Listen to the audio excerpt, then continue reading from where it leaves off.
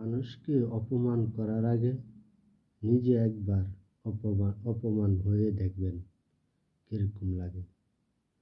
মানুষ আপনি যখন একটা মানুষকে অপমান করবেন, একবার আগে নিজে চিন্তা করে দেখবেন যে আমি যদি অপমান হই তাহলে আমার থেকে কিরকম লাগবে এবং আমার কতটুকু মান সম্মান হানি হবে, সেটা একবার যাচাই করে দেখতে হবে।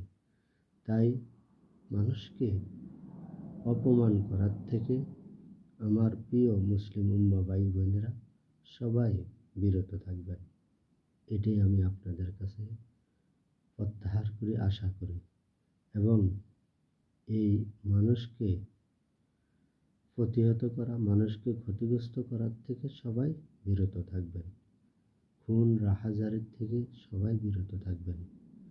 একবার যখন মৃত্যু হয়ে যাবে তখন কিন্তু জবাব দিতে হবে আল্লাহ সুবহানাহু ওয়া তাআলার দরবারে। এটা মনে রাখবেন। কেন? আমাদের মৃত্যু আছে, আমরা এটা বিশ্বাস করি।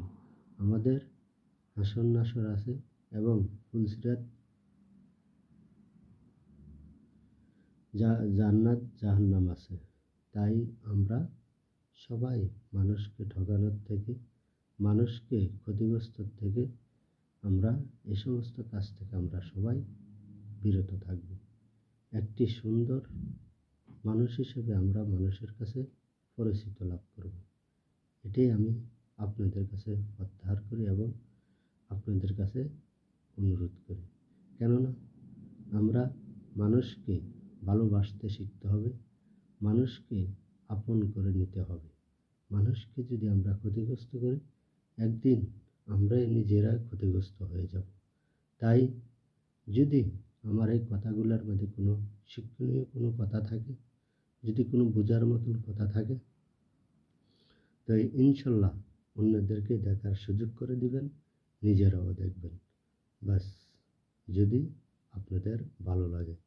যদি এই কথাগুলো ভালো না লাগে তো অবশ্যই জায়গাতে রেখে দিবেন। তো এই জন্য আল্লাহ আমাদেরকে দুনিয়াতে পাঠাইছে মানুষের উপকার করার জন্য, মানুষের ক্ষতি করার জন্য না। আল্লাহর হুকুম বিধান মেনে, সুন্নাত তরিকা মেনে এবং আদর্শের পথে চলে, হকের পথে চলে মানুষকে সাহায্য সহযোগিতা করার জন্য। যেটুক পারবেন ততটুক মানুষকে সাহায্য সহযোগিতা করবেন, কিন্তু মানুষকে ক্ষতিগ্রস্ত করবেন না। মানুষকে ক্ষতিগ্রস্ত করলে নিজে ক্ষতিগ্রস্ত হয়ে যাব। তো সবাই ভালো থাকবেন, সুস্থ থাকবেন। আসসালামু আলাইকুম রাহমাতুল্লাহি ওয়া বারাকাতুহু।